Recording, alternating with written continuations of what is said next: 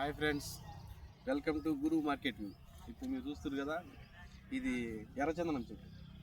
ఎర్రచందనం చెట్టు అసలుకి నాకు తెలిసి తెలుగు రాష్ట్రాల్లో కానీ చుట్టుపక్కల అన్ని దేశాల్లో కానీ తెలియని వాళ్ళు తక్కువ.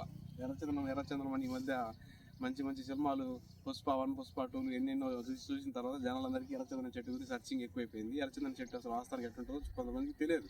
సినిమాల్లో అంతసేపు నా ముద్దు చూపిస్తారు తప్పితే ఆ చెట్టు ఎలా ఉంటుంది, ఆ చెట్టు గుణగుణాలు ఏంటి, దానివల్ల ఉపయోగాలు ఏంటో ఏం చూపించారు. ఎంతసేపు నా స్మగ్లింగ్ చేసి వీటి గురించి వాడి గురించి చెప్తారు. వాస్తవానికి ఎర్రచందనం ఎందుకంత రేట్ అయిందంటే ఆ ఎర్రచందనంతో చేసే ప్రోడక్ట్లు వాల్యూ ఉంటాయి కాబట్టి ఎర్రచందనం అంత రేట్ అవుతుంది. ప్లస్ ఎర్రచందనం మనం మెడిసిన్స్లో కూడా వాడతాం ఎర్రచందనం, ప్లస్ బ్యూటీ ప్రోడక్ట్లలో వాడతారు ఎర్రచందనం చెట్టు ఎట్లా గుర్తుపట్టాలనేది కొంతమందికి చెప్తామని చెప్పి నేను ఈరోజు మీ వీడియో ముందుకు వచ్చిన. ఇది ఎర్రచందనం చెట్టు చూస్తున్నారు మీరు. ఈ ఎర్రచందనం చెట్టు ఇందాక నేను చూపించినట్టు శ్రీగంధం చెట్టు నలుపు ఉంటుంది, కానీ ఇది తెలుపు ఉంటుంది. కొన్ని రోజుల తర్వాత ఏమైందంటే ఈ పైన పెలుసులు ఎక్కువ అవుతాయి బాగా. ఇది ఒక 15 నుంచి 16 సంవత్సరాలు పెంచితే కనుక దీంట్లో లోపల సేవ ఎక్కువ వస్తుంది. ఈ ఎర్రచందనం చెట్లు ఎలాంటి ప్లేస్లో ఎక్కువ నాటుకోవాలంటే నీళ్లు నిల్వ ఉండకూడదు. చెట్టుకి ఎప్పటికైనా నీళ్లు నిల్వ తక్కువ ఉండాలి. ఎక్కువ మొత్తం ఓవరాల్ ఇండియాలో కూడా మన ఆంధ్రప్రదేశ్లోనే దొరుకుతుంది ఎక్కువ ఎర్రచందనం చెట్టుకున్న ప్రత్యేకత అదే. ఆంధ్రప్రదేశ్లోని 4 జిల్లాల్లో కడప, చిత్తూరు, నెల్లూరు, మన ప్రజెంట్ ఇప్పుడు మన నల్లమల ఏరియాలో కూడా అక్కడక్కడ రైతులు నాటుతారు. వాస్తవానికి ఈ ఎర్రచందనం చెట్టు ఆకు ఎలా ఉంటుందంటే, ఈ ఎర్రచందనం చెట్టు ఆకు ఇలా ఉంటుంది, ఇట్లా ఈ షేప్లో ఉంటుంది. షైనింగ్ ఉంటుంది, బాగా మందం ఎక్కువ ఉంటుంది. ఎర్రచందనం గట్టిగా ఉంటుంది కూడా, మందం ఎక్కువ ఉండి గట్టిగా ఉంటుంది, మందం ఎక్కువ ఉంటుంది బాగా ఈ ఎర్రచందనం చెట్టు. ఎలా ఉంటుంది ఒకసారి టేస్ట్ చూద్దాం మనం కూడా. ఎందుకంటే ఈ ఎర్రచందనం శ్రీగంధం కానీ డైరెక్ట్ ఎందుకు నేను తిని చూపిస్తున్నా అంటే దీనివల్ల డేంజర్ ఏమి ఉండదు. వాస్తవం మంచిది, దీనివల్ల ఇంకా చెడు ఏమి ఉండదు.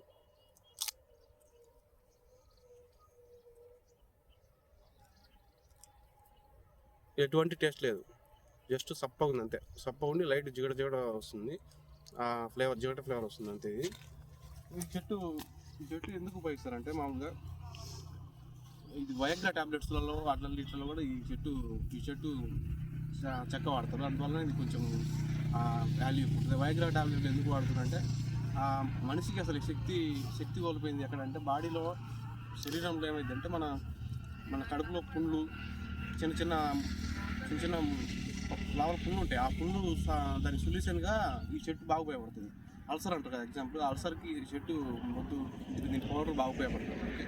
దాన్ని ఏ విధంగా మనం దాన్ని తయారు చేసుకుని ఏ విధంగా మనం వాడాలో నేను ఒక వీడియో చెప్తాను నీట్గా.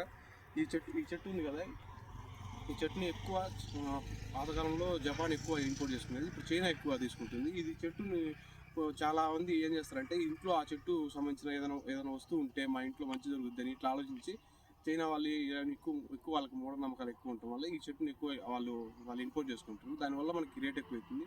దానివల్ల ఈ ఇప్పుడు స్మగ్లింగ్ చేసి ఈ చెట్టుని ఎందుకు దొంగతనం తీసుకుపోతున్నారంటే దాని వాల్యూ వెలగట్లేనంటుంది. అందువల్ల దానికి అవసరమైతే ప్రాణాలు పోయినా పర్లేదు. కొంతమంది దొంగతనం పోయి ఫారెస్ట్ డిపార్ట్మెంట్ వాళ్ళు ఇబ్బంది పెట్టి వాళ్ళు చెట్లు కొట్టుకొని వస్తారు నైట్ పోయి.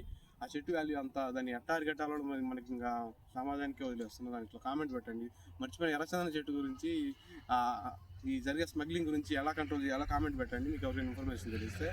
ప్లస్ ఆ విధంగా వాళ్ళు స్మగ్లింగ్ చేసి ఈ విధంగా ఎక్స్పోర్ట్ చేసి కోట్లు సంపాదిస్తారు. వాస్తవానికి అంత వాల్యూ ఎందుకు ఉందంటే దానికి ఉన్న గుణాల వల్ల దానికి అంత వాల్యూ వచ్చింది.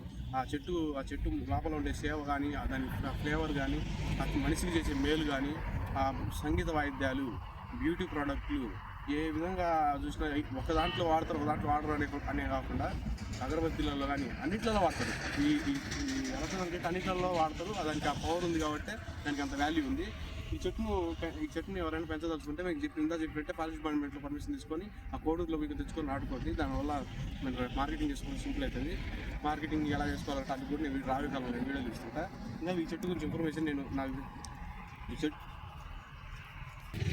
చెట్టు మా రామకృష్ణ నాటి ఇప్పుడు 4 సంవత్సరాలు అయింది. 4 సంవత్సరాలు ఇది సైజ్ ఇచ్చింది. ఇది చూడండి, 4 సంవత్సరాలు సైజ్ ఇచ్చింది. ఇంకా 12 సంవత్సరాలు పెంచితే కానీ కరెక్ట్గా కండిషన్లో రాదు ఈ చెట్టు.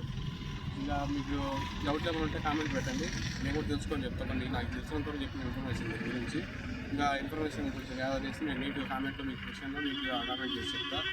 Thank you so much. మన వీడియో నచ్చితే లైక్ చేసుకుని సబ్స్క్రైబ్ చేసుకుని మర్చిపోకండి.